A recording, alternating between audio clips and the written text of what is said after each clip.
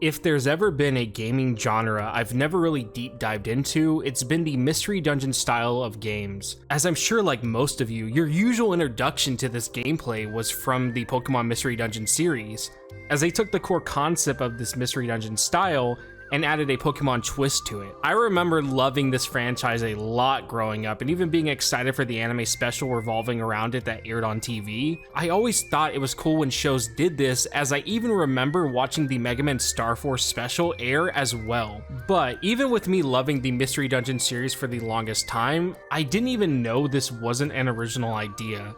As it turns out, there's tons, and I mean tons of games in this style, with the oldest one I know being Shiren the Wanderer for the SNES. I am also aware of Chocobo Mysterious Dungeon for the PS1, and then the Wii remake I think it was, or maybe that's the original game, I haven't touched it. And then Ichiran Mystery Dungeon is the other one that I know about. But I can't ever say I went out of my way to play these types of games unless, again, it was Pokemon, which is why I always thought Pokemon invented this type of gameplay. So imagine my shock when I find out that there's many games like this. My issue though for why I don't usually play these is mostly because of how long these games can be to beat, with the new Pokemon Mystery Dungeon remake taking around 17 hours or even upwards of 30 hours if you want to go for everything. Add that with the gameplay being this. I saw someone describe this as the combat being just two people slapping each other, and they're not wrong. Again, with not much change throughout besides aesthetics, it just gets boring over time. I also hated whenever I would make my way through a bunch of floors just to die and lose all my progress. It really would kill my motivation, as some of these areas can go upwards of 30 to 99 floors to tread through just to die to a monster house or bad RNG, making it very hard for child me to get hooked on these types of games. I'm pretty sure the only reason why I ever kept playing Mystery Dungeon was the fact it was a Pokemon game. Now as an adult, I've learned to love things and understand them better than I did as a kid. Which comes to us now talking about the game in question. I ended up hearing about Void Terrarium after playing 13 Sentinels, which is another experience in a genre I never play at all. I became intrigued in trying this because the art style reminded me a lot of that game. However, I didn't buy it at the time and waited for a good while till the sequel actually came out, and I saw it randomly at a game store and went, oh, I guess that happened. So at this point, I decided that I would bite the bullet and see what I was missing out on. I looked up a video to understand more about what I was getting myself into just to learn it was a mystery dungeon game. Now, I'll be honest, I was a little hesitant at first, but I caved, and I ended up actually buying the special edition because I found it for a pretty good price. So, while revealing the name, I'm also going to show off that special edition that I got. The game in question for today is Void Terrarium. Right off the bat, the box is full of these cute drawings I would expect from a company like NIS. Inside the box are some badges that I will never wear, plus this notebook of one of the characters' faces we will learn more about later on. This cute keychain that changes based on how you're looking at it, followed by a poster that is beautiful. I even have it up on my wall as it's just that good. If you're a fan of soundtracks, then this also comes with a CD. Having it physically is so cool, as many games normally would do a digital download code for the OST, so the fact it's something I can pop into a CD player or even a PS2 to listen to is really amazing. Honestly, I think this is a neat limited edition for sure. I'm also hoping seeing all the nice designs on the box will get you guys intrigued to learn more about it, which this is now my segue into talking about how Void Terrarium came to be. The game and ideas behind it come from one person, that being Masayuki Furuya, who's well known for making games that give the player a sense of sadness, sometimes described as a feeling of being lost in a void or dire situation, while trying to find the hope for everything. With Void Terrarium being no exception to this description, Furuya is also well respected for his artwork. As soon as you see it, you know it's from him, giving these cute chibi design characters and slapping a depressing and somber appeal and color palette to it all. This style is done intentionally to invoke a sentimental feeling for the player, being described by Furuya himself, saying it feels like a hand-drawn illustration mimicking the picture book style. This art style also carries a lot of emotional weight through the game. As you explore and engage with the world, the art carries a heavy burden on the player. Seeing these chibi designed characters contrasting with the dreadful and ruined backgrounds of a world that is fading from existence. This gives that hopeful feeling that I will get through this, if not for me, then for the character I'm playing as. This is what I feel he excels at. Even if most of the games he directs never have a usual happy ending, the game still knows how to give the player emotions and ideas that they themselves can form from how they would act and feel in the situation at hand. Never do the games he directs feel like they're spoon-feeding me on how I should feel in this certain situation. As Furuya understands, not every player will feel attached or care deeply about everything. So instead of forcing emotions and seeing this as an issue needing to be fixed, he plays into that flaw and builds the game to still impact players in a matter of ways, even if everyone's feelings will be different. His main goal for the end of the game is that the player can care enough to put themselves in perspective on what they would have done if this was their life now. I find it funny, however, even though Furuya can do all this with his art, he's made it clear when he started in the company after graduating his art wasn't very good, but he always wanted to be an artist, with his biggest inspiration being from Takehito Harada, the guy well known for the look of the Disgaea series. He did eventually get to do designs for the game Disgaea Infinite and even a few other games after, but not to the extent he wanted to be doing. Luckily, his big break came around, giving him the chance he always wanted during the Nippon Ichi Planning Festival. Furuya was able to design a character for the game called Hotaru no Nikki, or also known as the Firefly Diary. Funny enough, he wasn't even supposed to be a part of this but got lucky. The planner originally came to Furuya to design for the game, then out of nowhere the guy who was originally directing the game just quit, leading Furuya to fill the spot and show what he was made of. He said he accepted the role because of games like Limbo and Braid at the time being very popular since they showcased the player dying in very gruesome ways. Which is what Hotaru was also trying to be like, as the girl you play as in the game can die in a bunch of awful ways. Furuya decided that day he wanted to take a crack at it, which seemed to pay off as gruesome imagery to cute chibi designs has been his strong suit ever since.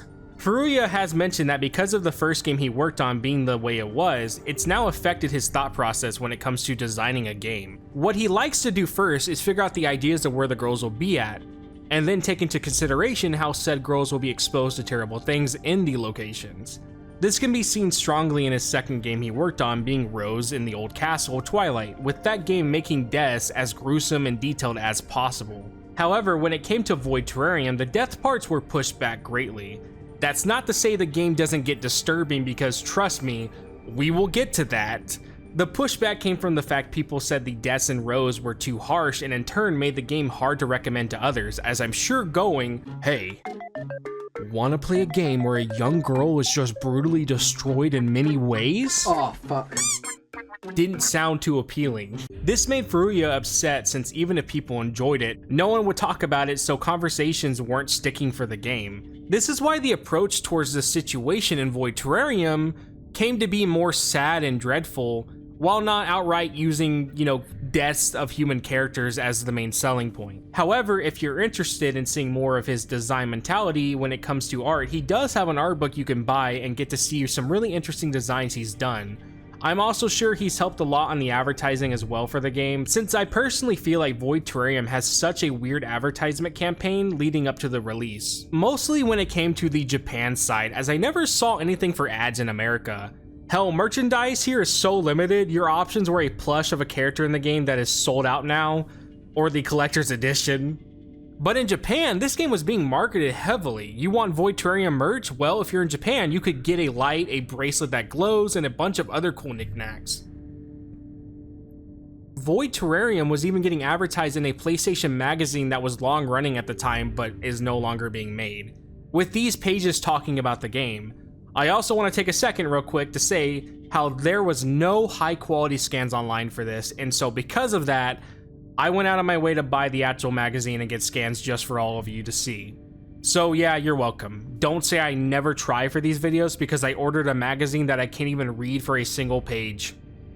Did I mention I have a Patreon, by the way? Go pledge if you want. I would appreciate it. Your name will appear at the end of the video, by the way. Woo! There was even a Void Terrarium art competition for the game, and people made some really unique drawings for this that I'll show off here. Finishing off with the marketing stuff, we got these well animated and produced 3D trailers, and man, This just looks so otherworldly. I love it so much how the lighting just gives everything a warm feeling. Overall, I love the aesthetics these are going for. Everything gives off a digital apocalypse vibe so well, it's crazy. It's honestly rare to see trailers that can capture the game's vibe down like these do. Lastly, there was also these very cryptic ads that mostly had static and some gameplay footage, while the videos were titled with random numbers.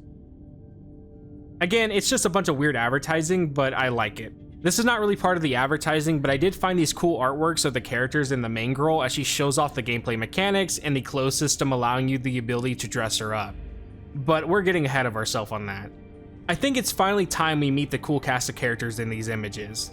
Let's now dive into the game and finally see what all of this has been leading up to.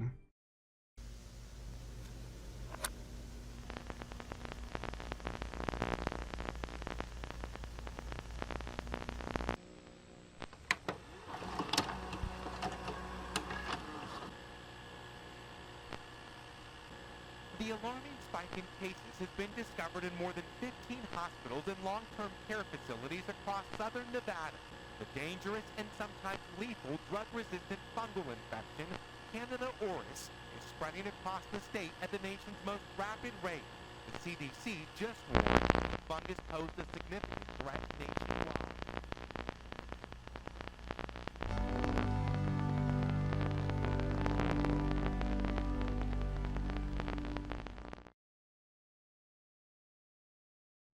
Void Terrarium is a game about finding hope, learning to forgive and move on from past mistakes, while letting go of greed and being able to give up what means most to you for the betterment of others. As you will be joining a robot on a journey through a world left to rot from a fungal outbreak that has seemingly taken out all humans who once lived here, and anything left still alive is beyond recognizable from what they used to be. A world now unlivable, forcing the people who were left to take refuge underground, building factories to harvest materials to survive till that became futile. Now the spores have taken over, leaving no place safe. The world is at a standstill, till a tiny mouse is on screen as you're given the prompt to move. You make your way through the ruined world till you come across a robot that seems like it hasn't worked in years. You investigate to see if there's any life left inside this forgotten machine. Without hesitation, the robot begins to shake as it seems like something jump-started it. That's when the mechanism inside starts to come alive, as the player now has control over said robot. With no real path to go besides right, we make our way there, and this is finally when we're introduced to the mystery dungeon part of the experience.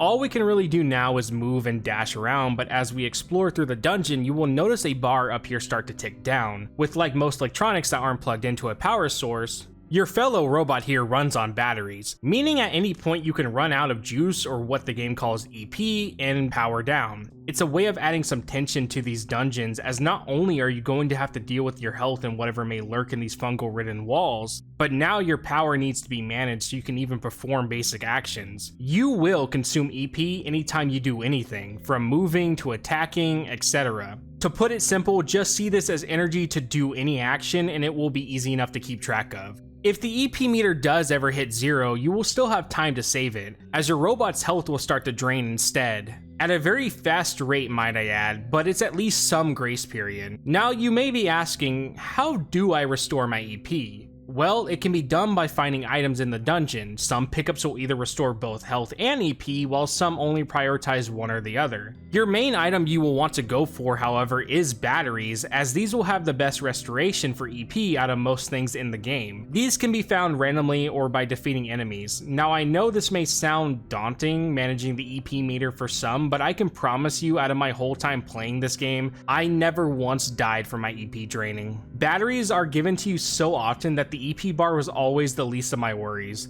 There were many times I would have multiple batteries in my inventory and I would still find 4 or 5 just lying around. So this EP meter isn't the biggest deal, unless you get extremely unlucky somehow. That being said, most of my deaths did come from another factor, and that's the enemies. You see, a common trope with mystery dungeon games is the fact everything is random. It's why with each journey into the dungeon, you have to think on your feet and react accordingly. That also comes with the enemies. While each area will only have specific ones that appear, with some even only showing up past certain floors, it sure doesn't make it any easier. You can be having a good run just for the monster RNG to royally screw you and take you out. Most enemies can be sorted to small, medium, and large. Smaller ones usually appear in numbers and are very easy to kill. A lot of these guys either focus on pulling you towards an area, long range attacks, theft, and inflicting status elements. The medium and large enemies kind of share the same role, being bigger threats while hitting hard. However, when it comes to large ones, these will either be stationary and unable to move, or able to wander while having a secondary gimmick to them, with some even having special skills they can use, but most of the time they're just known to hit like a Raptor F-150. Sadly, the enemy variety is pretty lacking, with most being either robots or mutated plants and animals, with later floors in the dungeons usually having the same enemies, just different colors. So get ready to see repeating monsters quite a lot. That being said, even if the variety is small, the way to deal with them are not. Our main man or robot here has many different ways of facing threats, from the normal basic attacks to throwable items like grenades, smoke bombs, and even elemental grenades that have a secondary effect. And if you're lucky, you can pick up these cubes that can offer special abilities for the floor you're on, like putting all the enemies to sleep, revealing all the treasures on the map, or ones that will just teleport you to a random point on the floor. These can be quite useful when you're in a pinch, and combine these with the stat enhancers that are basically drugs. You can really turn the tides of any situation. But if that's not enough somehow, Robbie here has hands, which these hands can hold weapons to use for battling, and I love the little detail on whatever you have equipped will show up on the 3D model. It's neat when games do that and make your equipment feel tangible. If all else fails, and you find yourself in a pinch, you have what are known as skills. There are actually a good amount of skills the player can use, but these will take EP. Personally, for me, I kinda stuck to the same ones throughout the game and didn't experiment too much with the skill system. You're allowed to take one skill every time you do a run with the ability to gain more in dungeons to use, but how do you acquire more skills? Well, by beating enemies. Doing so will grant you experience points. This will allow you to upgrade your character while in dungeons, from boosting stats or critical hit chance, all the way to extra inventory slots, or even ones that get rid of your attack button altogether, but now let you run through enemies to have them explode. Skills also can be earned at random every time you gain a level, and each will have different attributes that will make them more or less viable in certain situations. You always can carry one skill at a time on you, as the others will need to be gotten through level up RNG. But like I said, I never use them too often because of the drawback they have of using up your EP with each attack. But there is a risk versus reward with these, so I'm glad they can't just be spammed to oblivion. It's quite crazy the different combinations you will run into through your journey. However, these aren't permanent, and once you leave the dungeon or die, most likely die, your stats and whatever else you gained will be set back to zero. Even if you beat the dungeon, the same will still apply. Now, it may be annoying to some to always start back at basically level 1, but don't worry, as the game goes on, we will get options to add permanent buffs to our robot friend. After all that is said and done and we learned how to play, we leave the dungeon to stumble upon a giant glass terrarium that's all busted up. Inside appears to be a girl.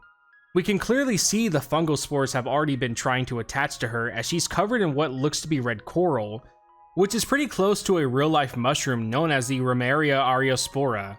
We remove what growths we could to free her from her mossy prison, till we hear in the distance the sound of faint crying. We go to investigate and run into a giant talking computer. The monitor asks if I can hear her voice, as it's clearly upset. The PC lets us know it's been over 100 years since they've spoken to anyone, meaning it must have been a long time since the spores have spread down here.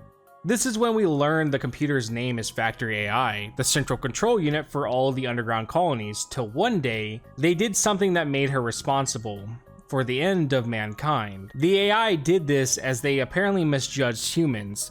The humans kept trying to give her the tasks to build the colonies with blueprints, but resource stock was incredibly low, making rationing a key priority till Factory AI saw the humans were starting to steal from each other, causing fights to break out, and resentment grew towards Factory AI from the humans. When she tried to stop them and create order, they in return blamed her for their situation. The Factory AI does mention that they still do feel responsible for not being able to help the humans the way they needed, and when she realized how bad everything really had gotten, it was too late to change the outcome. Now they're stuck here in the ground, being torn away from all their functions that originally gave them the power to run everything, now being nothing more than a fading memory as time goes on. They mention how being alone after all this time has started to make them think that maybe just shutting down forever would be better than living a life of solitude. But now that we're here, she feels she doesn't need to die alone. This is when she asks us about her name and how we got here, just to learn we can't actually talk.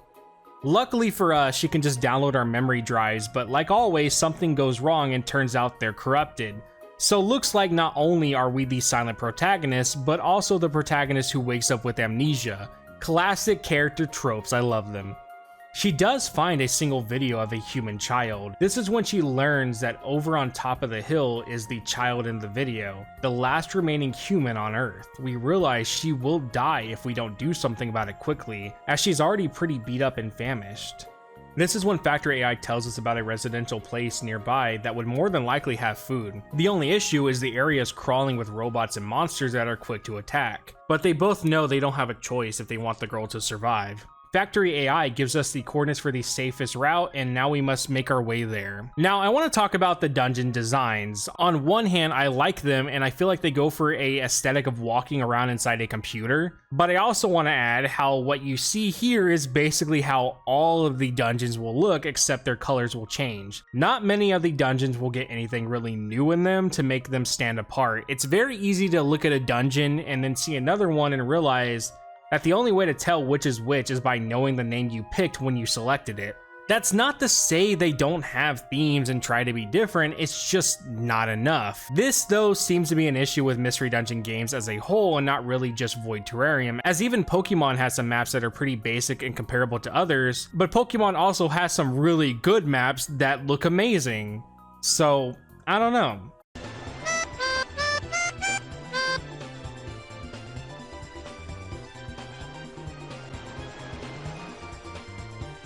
Hey, it's Jelly from Jelly's World Tour. Plus, this game does do a good job at making the parts that aren't the dungeons look outstanding, so maybe the dungeons taking a small hit isn't that big of a deal. But it's just, again, with the dungeons looking so samey, I can see this becoming boring for long periods of time playing it. Now that we're in a real dungeon, I think it's time to explain more how the gameplay loop in these work. You see, each time you go into an area, the dungeon floors will be randomized, which is also why the dungeons take a hit when it comes to variety, as these have to be generated on the fly. This means if you enter a dungeon and beat it and enter it again, while the numbers of floors it has will stay the same, your experience with floor layouts, items, and enemy spawns will change every time. There's also a lot of random events that can trigger. The most notable one I encountered a lot in the game is known as a monster house. This will occur at random and you will notice it once you walk into a room and then see it full of enemies. Before you freak out though, I personally think Void Terrarium implemented the monster houses in such a terrible way, as these in most games are usually never that good to run into and will usually result in the player's death. In Void Terrarium, these are so beneficial that the threat of these is usually never there, and about 99% of the time, these rooms become a reward.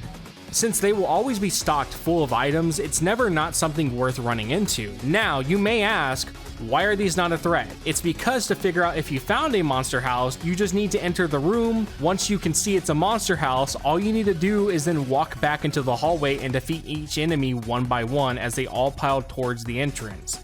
I barely ever die to these because of this, since it just turns each fight into a 1v1, plus you'll probably gain about 2 to 3 levels from level ups. So this means more stat boosts to come, plus other items that get dropped from killing these monsters, and then the items that are already in the room. The fact there's even an item to summon these is why I feel they failed with the idea here, as the music and everything around the implementation of the monster house is screaming at you that this is not a good thing, you should not do this.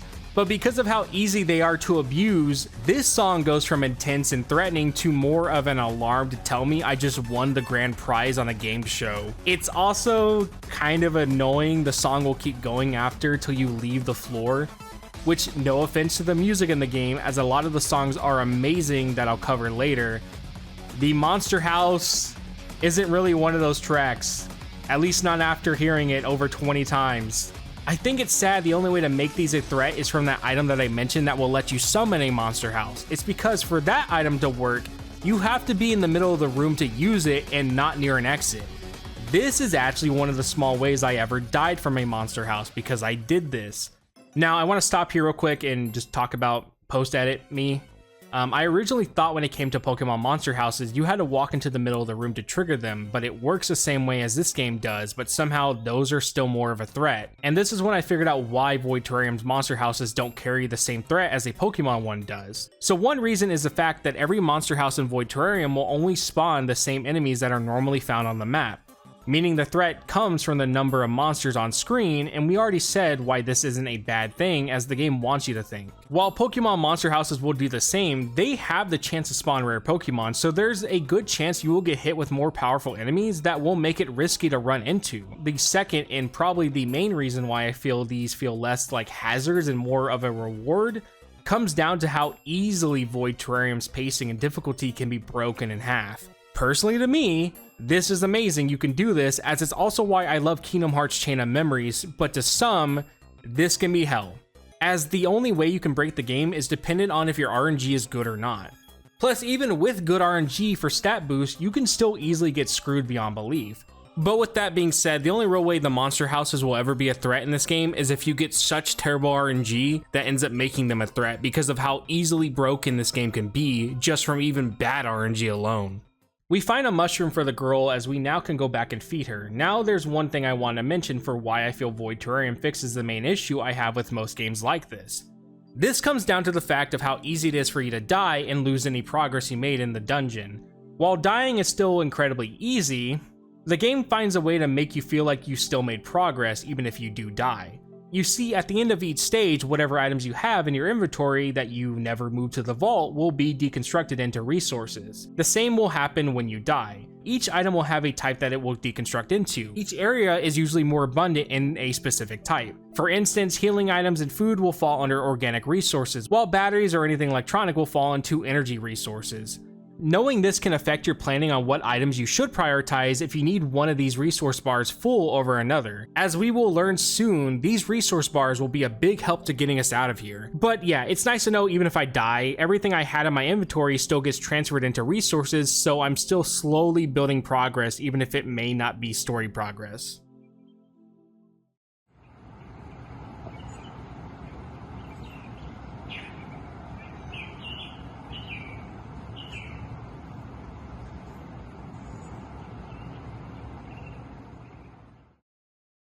Now back in the main hub area, we go to the vault to get the mushroom out for the girl. This is when we're told that storing food is beneficial, but each food will have an expiration date till it becomes rotten, with each dungeon cycle taking one tick off the timer for the food. If a food does expire or become contaminated, it should be thrown out, but you can feed her it if you want, but this should only be a last resort. I think that's pretty easy to explain. We hand her the mushroom and realize she's not taking it. Confused why she won't eat, the two bots talk amongst themselves trying to figure out why the human isn't doing what they felt, humans should do. This is when you can really see that these two have no idea how to take care of her, and slowly as time goes on, they treat her more as a pet than a human. But it makes sense since the only ideas they have on humans is whatever would be in the factory AI logs, which more than likely, the ideas of taking care of a living being on logs from humans would be more towards livestock or pets, as most people should know how to care for another person, as that's not something books really can teach you all too well over someone else guiding them on how to do it. They soon come to the realization of why she's not eating being from the fact that people can't just absorb nutrients automatically, meaning we gotta go find medicine to inject her with to wake her up so she can eat. We head off to the next dungeon to get the materials to craft the medicine for her. Thankfully, if you're ever lost on where the materials you need spawn at, Factory AI can actually tell you what floors you'll find them on, making it pretty easy to locate something you may be missing. So now we're back in the dungeon, and that's kind of the gameplay loop. You will notice you need something, and said areas will have the ingredients to craft said items, so you will set off to get the stuff. To not make this video more bloated than it already will be, I won't be talking about play-by-play of the dungeons unless it's necessary for something I want to mention, so for now, let's continue with the story. We get the ingredients and make it back to the hub area and craft the medicine and stab her with it.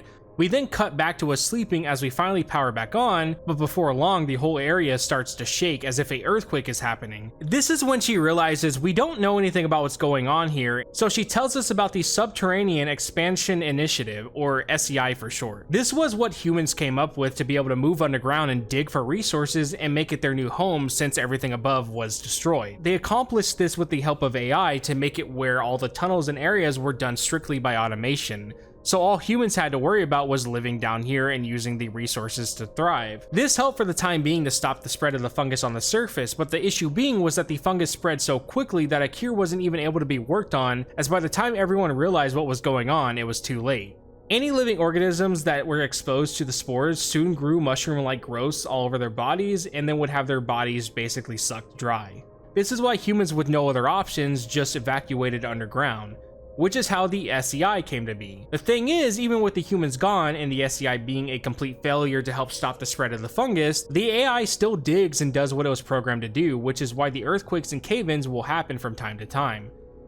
Factory AI warns us just to watch for anything falling from the sky, while noting if anything were to fall on her, at least they can enjoy the last few seconds of sentience. This is when we get hit in the head by falling debris, but we're okay. The thing that fell from the sky appears to be a device called the Pet Nanny, but for story reasons we will call it the Penny since Factory AI calls it that. This is when we learn that Penny is a pet raising simulator device that humans used to use for fun.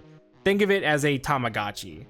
Factory AI even tells us we could probably repurpose the device to have it monitor the girl and maybe help us understand more how to help keep her alive. Which is what I meant by how they treat her more like a pet, as again, they're basing how they should raise her by using a tamagotchi. Sadly, just like our child, the device is broken and doesn't work, but thankfully we have legs and the will for adventure, so we agreed to go set off and find the parts needed to help make the device functional again. Setting off back to the dungeon, we are now introduced to a new hazard, traps. The traps are spots in the dungeon that will conceal a bomb or other damaging items. If you end up stepping on it, you will either get damage, a status infliction like sleep, paralysis, or corrosion. There are ways to avoid these hidden hazards, like getting a level up reward or items that let you walk over them without triggering them, or you can attack the space in front of you to reveal it. This doesn't, however, disarm it, but it does make its location known to you. If you're lucky, you can find items that reveal all traps on the floor you're in, but I wouldn't count on these.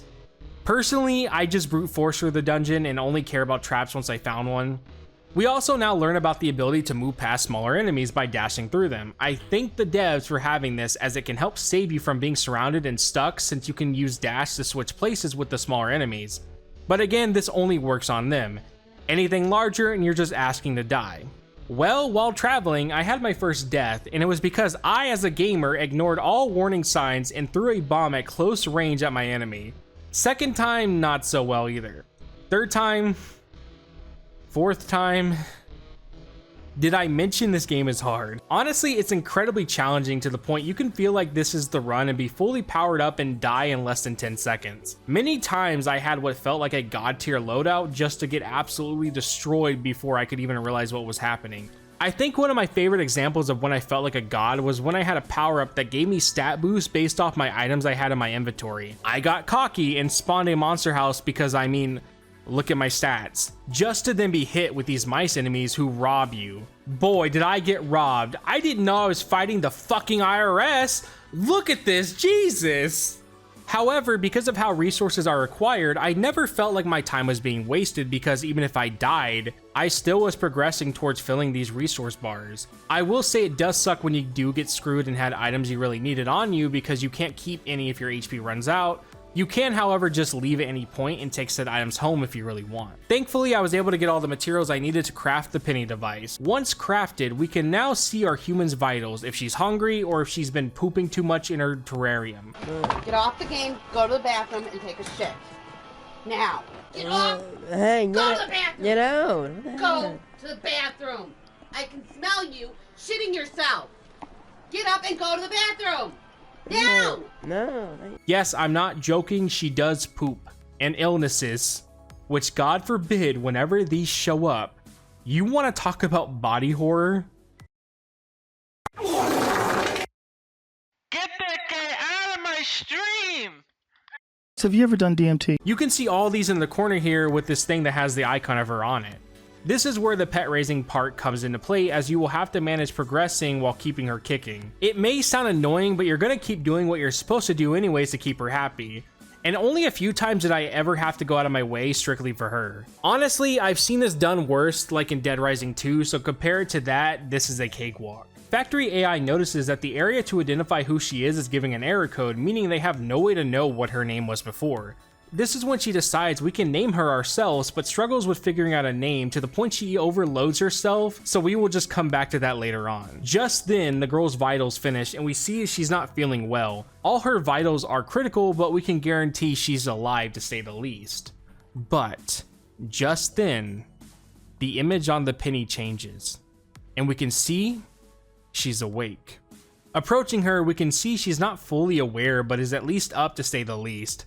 Knowing she hasn't eaten, we go and bring her a mushroom and watch her scarf it down. Factory AI starts to cry from the relief that the human is okay. We give her a pat on the head and go back to talk to Factory AI, and she tells us that even if she is up and walking around, she will still die without a proper habitat to live in, meaning we gotta build her a home. Thankfully, she's inside what looks to be a giant broken terrarium, so we at least have a strong foundation to build off of, so we gotta go get more materials as usual. Thankfully, we get a new zone to visit, so some new variety will be nice. Lastly, Factory AI tells us that we should really give her a name, as that way we will feel more connected to her, so after doing research, he figures out the perfect name. And that name is Toriko. He said. Well, now that we have Toriko, I'll go ahead and talk about her in depth here. As mentioned before, think of her as a pet you gotta raise, but if you do neglect it, the consequences are a game over and not jail time, which is nice. To some, probably having another thing to maintain and watch constantly could seem annoying, but like I said, everything you're doing benefits her anyways. The only real thing you ever have to go out of your way to help her is if she's sick, as when that happens, you are required to deal with it, which usually just means playing more of a dungeon, so it's not like it's a big issue. But her hunger can easily be treated, her poop meter can be dealt with, and her happiness is simple to keep up. So she's not much of a hassle on the gameplay as a whole. You also unlock the ability later on to do most of these while in a dungeon, but it does use your EP. But it's nice the option is there. Now, if you did choose to ignore her and do the bare minimum, you could very much do that, but you would be missing out on a lot of helpful enhancements. You see, there's more to just building the perfect house for her because you love her being happy.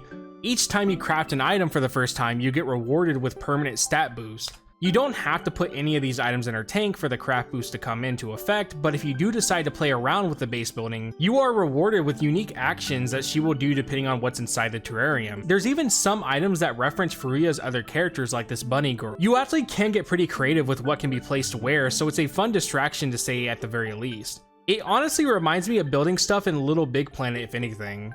My only advice when it comes to Toriko is just be careful to not feed her contaminated items or expired stuff. Which brings me to contamination. You see, in some areas where the contamination is high, you can pick up items that are marked to be contaminated. Now, you may ask yourself, why would you want these? Well, for Toriko, you don't. You want to avoid ever giving her anything contaminated, as that will make her sick. However, it can be a last resort if you really just have no other option. But for you, contaminated items actually can be beneficial. Take batteries as an example. A contaminated battery can actually give you more EP back with maybe a slight paralysis or sleep for a few turns. Any item or weapon can have contamination, and they will all either get buffs or sometimes debuffs. You can pick up these cubes, however, to remove contamination, but this is usually more useful towards food, as again, most of the time, the effect will be a buff more than a hindrance on an item. We do the grind and soon have what we need to make the terrarium for Toriko. With the exterior now being finished, she will not be exposed to the elements, but Factory AI feels we need to fill it up with furniture. As of right now, it's like she's living in a fishbowl. We then ask why Factory AI is going through all this trouble for a human, when she herself is the reason why all the humans are dead now that once lived here. Factory AI assures us she made a mistake when she lost her temper and didn't think it would lead to everyone dying, so she wants to make things right. She tells us how she's been alone for so long, and each time a cave would collapse, she would actually lose function, making her more useless as the days went by. This is when she tells us more about what the scrapyard is used for, as it correlates with the autonomous machines that dig around us. To keep them running, resources are required, and since there's only so much ore on Earth, it was easier to keep using scraps for power, which in return ends up being the outcome for robots and machines who aren't able to benefit the project anymore. Well, it turns out Factory AI also installed a tag system on us, which is why whenever we die, we come back here, because without it, we would have been used for resources to fuel the digging machines. Our response to this information is to walk up and hug her, showing we appreciate her for doing that. With our newfound friendship being stronger than before, it's time to grind even harder, but after we catch a roach and feed it to the child. After collecting everything we needed, we craft the furniture and place them inside the terrarium. Honestly, I personally think for what we're working with, this is a suitable house for any child, and I'm sure CPS would agree. Factory AI has some news to share with us now as she tells us about knacks. No, not those knacks. Knacks are a way to sort of control RNG in the game. Now, normally with no knacks equipped, your level up rewards will be completely random, but as you progress, you will unlock the ability to add these to the robot and have greater chances for specific types of level up rewards to show more often. Now, this doesn't guarantee them to spawn, but it at least helps to make it where you can pre-plan before you go into a dungeon. They have knacks built for attack, defense, item gathering, etc. When you first unlock these, you can only equip one, but over time you can have multiple going. I personally prioritized attack, so I stuck with the fighter knack, which meant I did deal a buttload of damage, but I was very fragile. Well, with no real leads on where to go now, we do more dungeon exploring in the second area. Now this is the manufacturing plant. It's pretty similar to the area from before, but has more robot enemies and machine parts and equipment to pick up for resources. The only real annoying enemies here are these bomb guys that blow up once they die, but overall, if you tread carefully, you will survive. While exploring through, we get a weird transmission from someone or something. It's telling us about the oxygen levels and how they're at a critical state. Something is obviously wrong, and if we look at her penny, we will see Toriko doesn't look healthy. We rush back to check up on her to see our worst nightmare. Toriko is sick. She's covered in moss again like before. We dig her out trying to wake her up to no success. Factory AI tells us how this probably came from the fact the water and food are contaminated down here. From that, the toxins must have made her sick over time, letting us see just how fragile humans really are. We rush over to Factory AI as she tells us we can still save her by getting her some medicine. The ingredients we need can only be found in the botany lab, so it's time to head there. But before we head off, we now get the option to blend food to feed Toriko while she's sick, so we blend a random roach we found and give it to her. I swear if CPS saw this. The botany labs were once used for researching how to eradicate the fungus from everything and save the humans, but now lies dormant and untouched as the fungus has taken over worse than anyone could have imagined. This area is full of enemies who are venomous or mutated from the fungus, with these worms being the worst as once they die, toxic goo shoots all over the ground causing corrosion. This area is no joke as not planning how you deal with the enemies here can end up putting you in a bad spot. Sadly, getting food here isn't a viable idea as everything for the most part is highly contaminated. But with persistence and thinking on her feet, we manage to get the medicine she needs. After injecting her with it, we just have to wait and hope it works like before.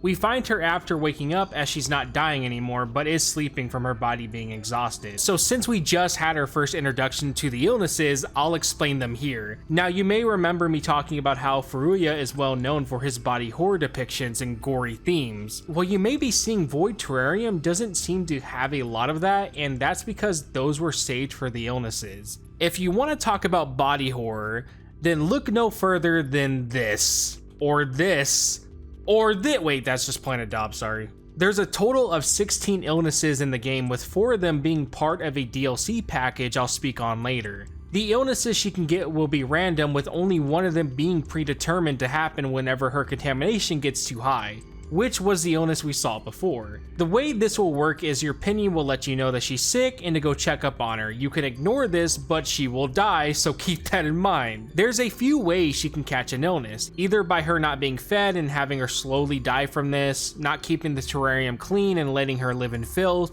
She can also get bored from you not playing with her, which will make her unhappy and in return lower her health and make her more prone to getting sick. Lastly is from giving her too many contaminated foods. Usually if this occurs, you will always get the same illness from before, but she can get sick from other ones before you reach that point. Now, how do you deal with this? Well, Factory AI will tell you about a dungeon that will have the materials needed to help her not die. The materials will always be on the 3rd floor of a dungeon. Once you get everything you need, you will have to craft it, with some sicknesses even needing custom furniture to be made. However, once you do this, you will be cured. I didn't get to see all the illnesses in the game, and I had a few reoccurring ones, but overall, these are just horrifying to look at. My favorite illness was the one where she turns into a zombie, and the fact that their solution to make sure she doesn't bite anyone was to just put a bag over her head and restrain her. CPS, dude, she's not real. Come on, man. Trust me, it's okay. Trust me, it's okay. Well, Factory AI wants us to go get materials to make an air purifier and decontamination filter to help Toriko survive, which means back to the grind. We do have a heartfelt talk before we leave, as Factory AI says how Toriko and I give her a reason to keep going and help us instead of just her shutting off like she wanted to before. As all they wish now is for Toriko and us to roam free and live our life to the fullest. After this, we even get a new penny function, and this will allow us to monitor Toriko to see if she's contaminated or not. We do the usual grind and dungeon exploring that we're familiar with, even run into our first ever monster house, and you know my opinions on those already. But with that being said, this took me forever to complete. I just kept dying constantly at the biolabs.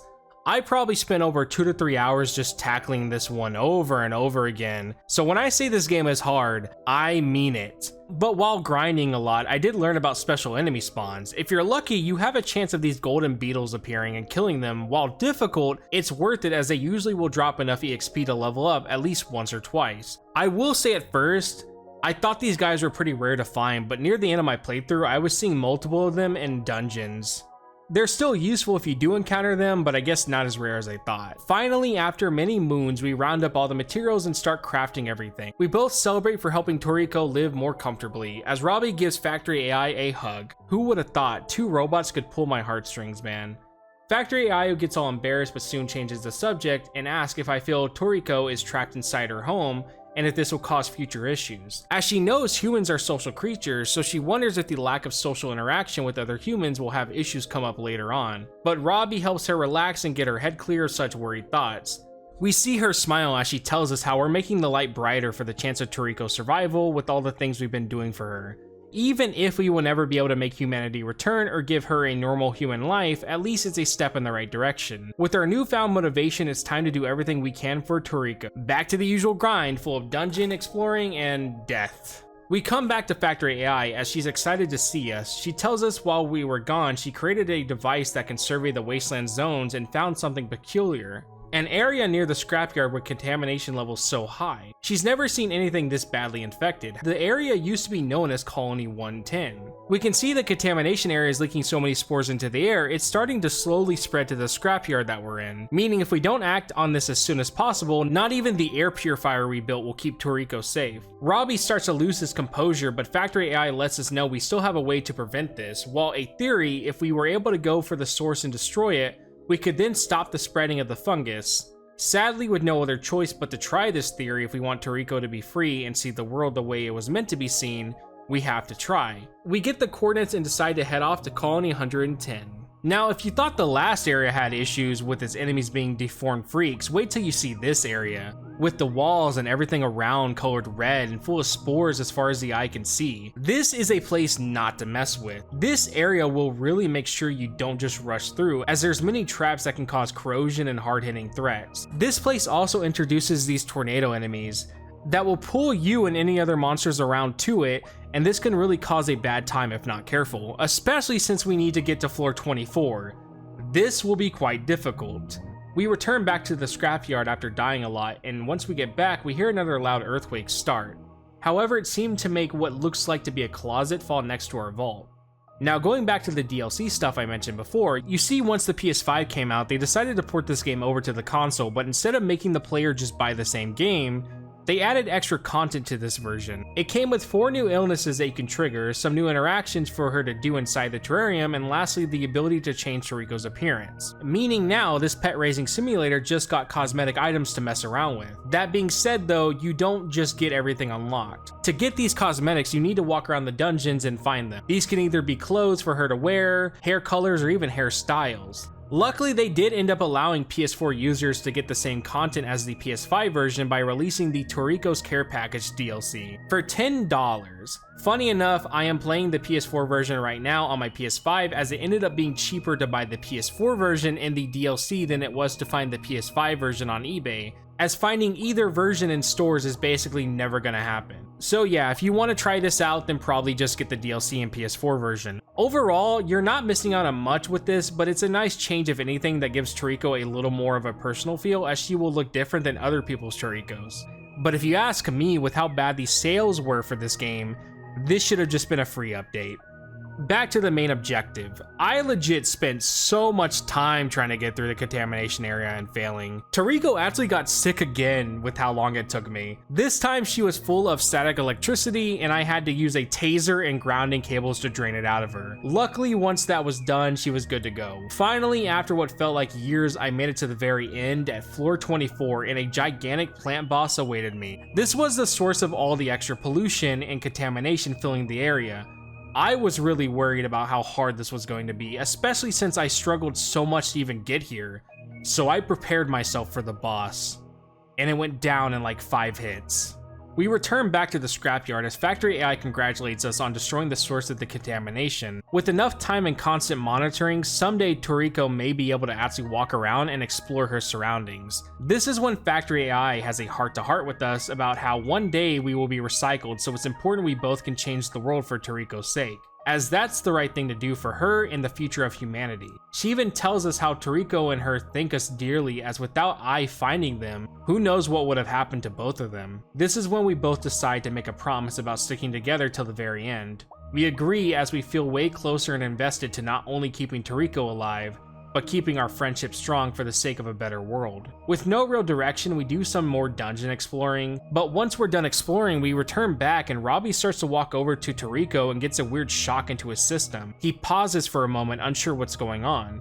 When he tries to walk again, the same thing happens, and Robbie then shorts out of nowhere and turns off. We're then shown text of him going into the rebooting process. When we finally turn back on, something seems to be off. We're seeing the prompts as if it's our first time playing, but we just decide to continue what we plan to do and check up on Toriko. Once we reach the Terrarium, more text appears as it seems we're trying to identify the structure as if it's our first time seeing it.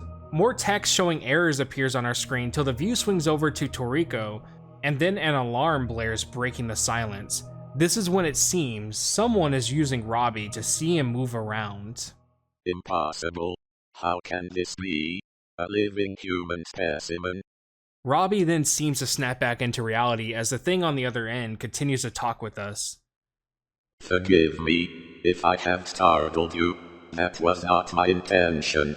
My purpose is the maintenance of the centralized network of robots. I am known as Cloud AI. I am contacting you via remote transmission. Due to a decline in contamination density, the distortion limiting the range of my signal has been eliminated. I first detected a faint signal from a fellow AI, so I attempted to make contact. You piqued my curiosity.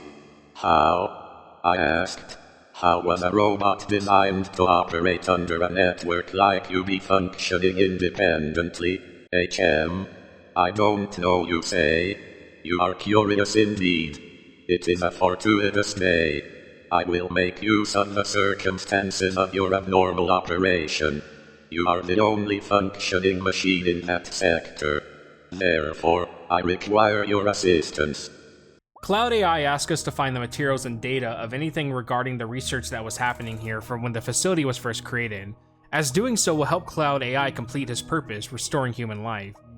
It lets us know it will contact us again, but must head out for now. With that, we have control of her body again and decide to go let Factory AI know about what happened. She's surprised to hear we got a transmission from anyone, let alone someone named Cloud AI. We tell her they want to restore humanity and we can help them do it. She's shocked by this as she can't believe someone besides them is also trying, especially with how absurd that is. She checks to see if we're lying, but finds out the transmission is highly encrypted, making it where she can't even view it. Even with her knowledge and years of experience, she tells us not even she can get past this level of security. This is when she just says she'll believe us, as there's nothing pointing to us lying about it, with her wondering if he will contact Robbie again soon. Factory AI does seem a bit down, but perks up as this could be good news if it's real. With that said and done, all they can do now is explore dungeons and wait till we're contacted again. Time passes as we do more exploring and we soon get the call. Cloud AI notices now we're not alone since Factory AI is with us. He sees we're equipped with similar tech and manufacturing capabilities, with him adding though that Factory AI is a defunct model but still quite powerful and useful to us. This is when Cloud AI requests we bring him a storage container and a manufacturing sample. He says this will help build the blueprints for the vessel he's making. He's even kind enough to send the blueprints to us, telling us if we want to acquire everything we will need to make our way to Blast Furnace in the biolabs. Before Cloud AI can give us more detail, the transmission cuts off. Factory AI seemed very weary of the situation, even implying he seems to not be giving us the full picture. But Factory AI, trying not to be judgmental, just makes up an excuse for why Cloud AI worded everything the way he did. This is when she requests if we can show her the vessel blueprints. Factory AI then seems blown away by the vessel as she can't believe how well made the blueprints are for it. However, the requirements to build this will take a long time, so she decides to help refine it to lower the cost of things needed to create it. We end up giving Factory AI a hug expressing our gratitude. Now with all that said and done, it's time to explore the 2 new areas. Honestly, not much to say about these since again, the maps are all basically the same. I did have the monster house encounter here that I talked about where I got robbed, plus we unlock a new ability with the pet nanny. This time we can now play with Toriko when we're out doing expeditions. Sadly, while exploring, Toriko got sick again. She got the zombie virus and has been trying to bite anything that moves. It's very clear though she's sick as she's rotting in parts of her body. This is when we try to figure out how we can deal with this, and we learn what's causing this is zombie mushrooms. Once a human is infected by these, the mushrooms will cause the host to move around producing heat for them as they drain whatever energy is still in the host. This also means the hosts are easily attracted to movement, so now we gotta restrain her and make sure she can't bite anyone for the time being. We get the materials to help her and end up putting a bag over her head and locking her to a wooden post. We then see how this is affecting both Robbie and Factory AI as we periodically check up on her to see nothing has changed. Till one day,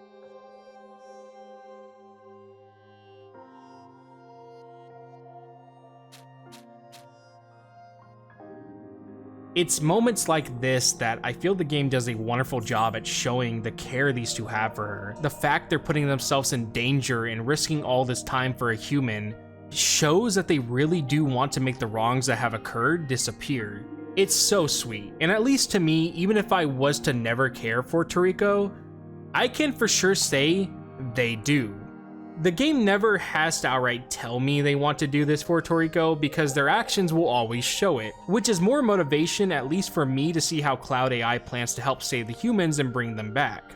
But then I beat the next area while almost letting her die, so it really goes to show how much I care, I guess. Thankfully, after many deaths, we can finally craft the vessel. Once we make it, we get a call from Cloud AI as he boots up into my body again. He thanks us for making what he asked for and notices now that the contamination that was interrupting the call before has now subsided. Cloud AI mentions that because of this, we're now one phase closer to the revival of humankind. With that, he tells us he must go for now, but we'll be back soon and that he trusts we will keep the humans safe and alive. Once Cloud AI is gone, this is when the Factory AI lets us know she saw something in the logs. She found video files which seem to show recordings of a human child about the same age as Toriko.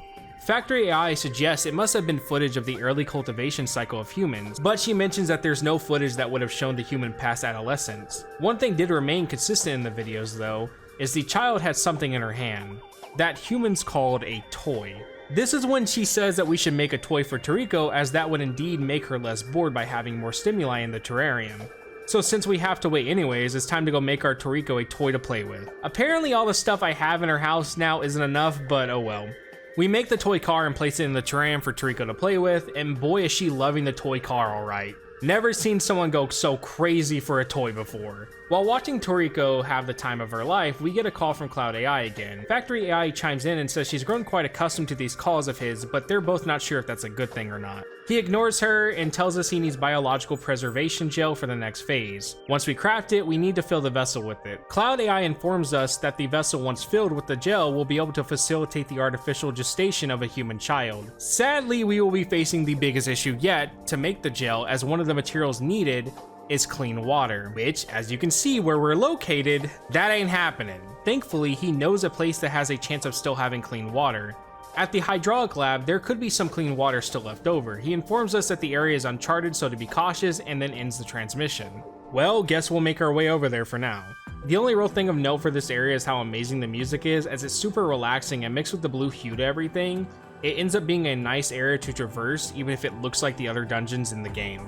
We return back after dying a few times, and this is when Factory AI stops us to ask if we can talk for a second. She informs us about a place near the contamination source she found. From what she can find, this place has a lot of useful materials we could take advantage of. The only thing though about this area is that the chronograph is picking up weird distortions. This means that the time there would flow differently than it does anywhere else. From what she can tell, no matter how much time passes there, time won't change anywhere else and be stuck in a stasis-like state. This is just the game's way of giving you a reason to explore this area, as it's the game's endless dungeon, meaning you can go for hundreds of floors finding items and finding things. It's optional, however, not required in any way to beat the game, but if you're into getting Terrarium decor items, you're guaranteed a decoration every 50 floors, so may be worth it to those people. Also, Toriko gets sick again, and this time having what looks to be a giant jellyfish on her head. Basically, if we don't cure her, the jellyfish will suck her brain out like juice from a straw.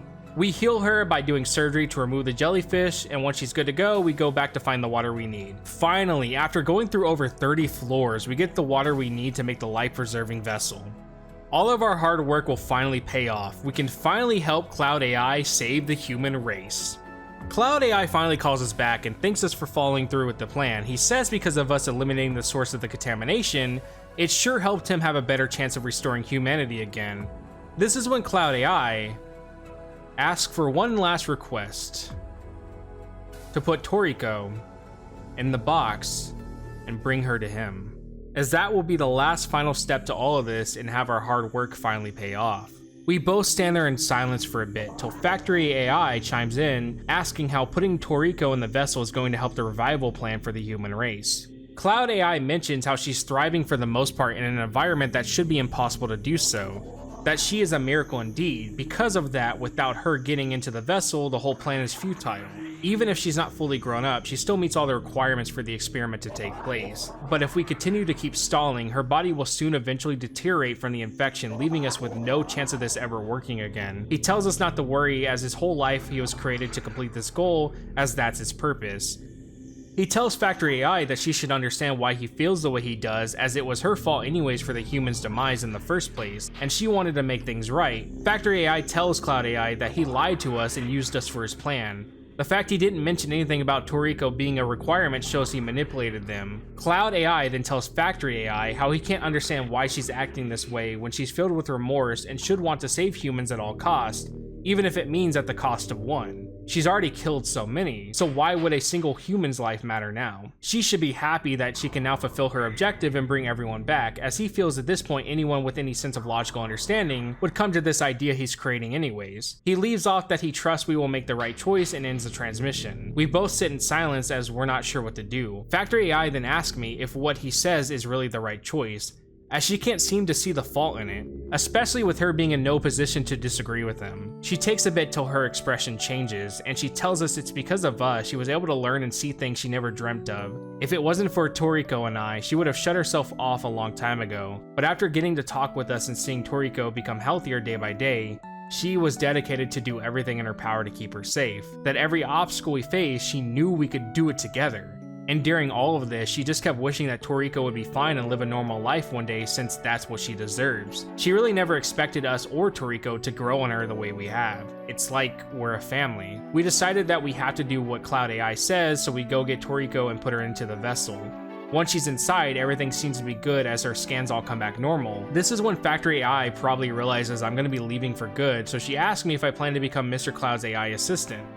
Robbie, unsure what his plans even are at this point, asks what she will be doing, with her chiming in that she hasn't put anything on her calendar, so probably nothing. As she slowly realizes she will be alone all over again, Robbie walks over and gives her what may be a final hug goodbye. As we go to grab the box, Factory AI tells us that she will always reminisce about our times together and knows she will never be able to forget them. She knows humans deserve a second chance, and her mind is for sure harping that into her as we speak. But her feelings are fighting that logical thinking, as there has to be another way. It can't just end like this. That Toriko doesn't have to get sacrificed and we can go back to our normal lives. The final scan for Toriko completes, as there's no issue at all. Meaning, it's time to go. But Factory AI still keeps telling us how is this really the right thing to do, to kill one life to have the chance to bring back others? Even if she has no right to question this after everything she's done, she just can't shake the thought. Videos of Toriko and them all together keep replaying for her, and knowing all the plans they had for her in the future will just be taken from her without her choice in the matter. She just can't bear to do the same thing she did to the humans towards Toriko, as who are they to say it's okay to rip her free will and future without her agreeing to it? At this point, all she wants is for Toriko to be happy and to continue living like she deserves to do. This is when we get the prompt to move, with the only choice to move towards Factory AI. But when we get to her, we're left with one option.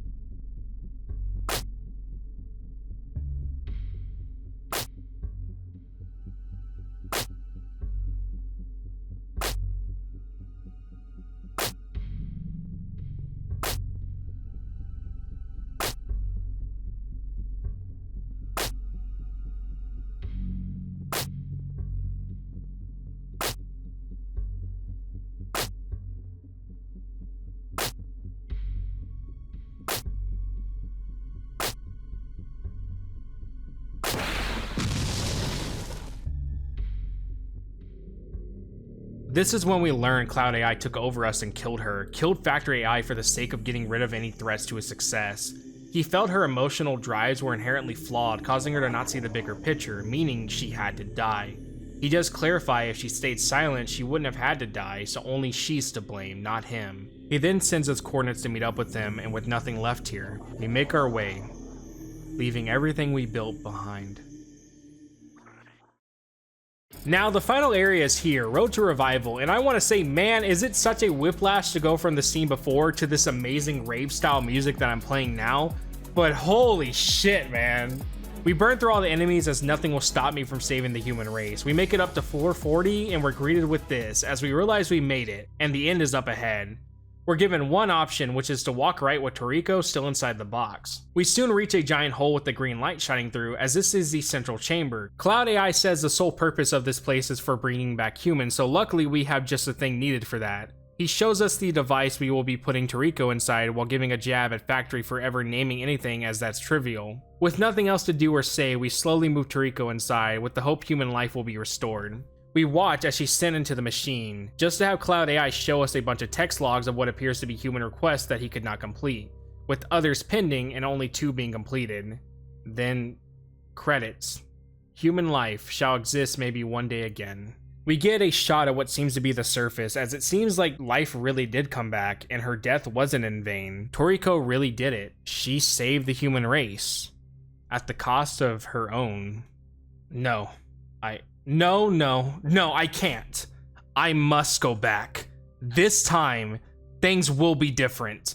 I won't let Toriko die. It's not my choice or yours to let her die. Her life isn't ours to play God with. I continued this time to resist his commands, as Robbie couldn't let all the work they did for Toriko disappear for nothing. Robbie soon breaks out of Cloud AI's control and breaks Toriko out of her prison, freeing her. We decide to head back as we're not going to let her die. This is when we run into another robot who appears to look like me, as he says to himself the contaminants have been rising in her body and may have penetrated the vessel. This is when he assumes Factory AI attempted somehow to stop his plans from working, till he finally notices us. And the human, realizing Toriko is out of her cage.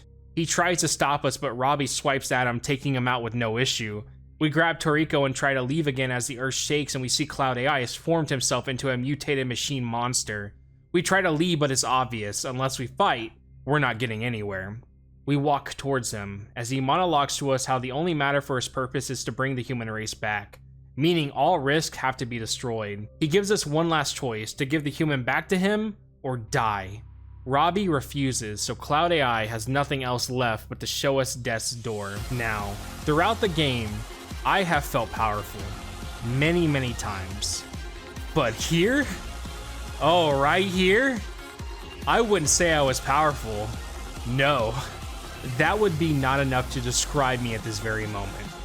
Right here, I can say for the first time, I felt the power The power of what it feels like to be a god. I have so many stat boosters, it was crazy. Full 100% critical hit chance, 95% damage resist, damage bonus 70%. I was a fucking god. I slaughtered everything in my way, as I wasn't going to let Toriko die here, not when I had everything needed to say otherwise. I easily beat the ever-living shit out of Cloud AI, as he couldn't do anything but have his wave after wave of robots fall to me, as a single hit would be the end of them all. Add this with the music and I can again say I really felt unbeatable in this very moment. We finally take out his massive form, leaving a room full of the robots who look like me as we try to find him as we take out each one by one, with each robot being killed as he begs us to stop, as we need to think clearly that these behaviors are against humanity's restoration as a whole, that we have no idea what we're even doing. We finally take him out, leaving him to say his final words, that he has failed. His mission and purpose is now over. The place starts to collapse as Cloud AI tells us we can go rust away for all he cares, as the damage to the facility is too great at this point that even the idea of rebuilding it is out of the question, and that eventually Toriko will die, just like the rest of the humans we chose to not save. We walk away as Cloud AI monologues to himself, as he asks for the people he was supposed to resurrect to forgive his failures, as it looks like he will not be able to fulfill their final wishes. And that was Void Terrarium. Overall, a very hard but fun game about the drive of two robots to give a girl the life they feel she deserves. Even if they damn the chance for the humans to ever return, at least they can say Toriko will live her life to the fullest till her last breath, even if it means a life of never seeing the surface, a life without ever getting the chance to meet someone like her, a life without factory AI. But hey, at least it's a life. Right, Robbie? Thankfully, there is a sequel to this game that does seem to explain more of the aftermath and give closure to the somber ending, but that is for another video in the future I do plan to make one day. My final thoughts though on this game. This is just The Last of Us.